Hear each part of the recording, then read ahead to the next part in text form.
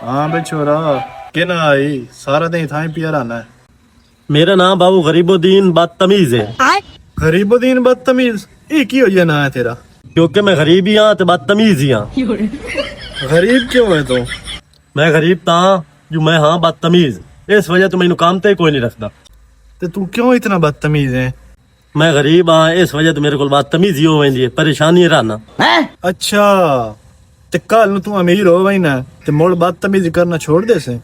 और नहीं मोड़ तो मैं डबल बदतमीजी करनी है, लंबा छेड़ छोड़नी है मेरे। क्या सोच है रे तेरी? डबल बदतमीजी ओ क्यों? क्योंकि नवा अमीर तो बदतमीज ही होता है। ते इसदा मतलब है तू सारी जिंदगी बदतमीज रह से। मैं अगर अमीर ना हो तो बदतमीजी तो कीती रखनी है। इसदा मतलब है तू अमीर होवे मोड़ी बदतमीजी करे से लोकां नाल, गरीब रहे मोड़ी बदतमीज। और मैं हाँ जो बदतमीज तो बदतमीजी तो मैं कीती रखनी है। पिया नहीं हूँ विक करे छोड़।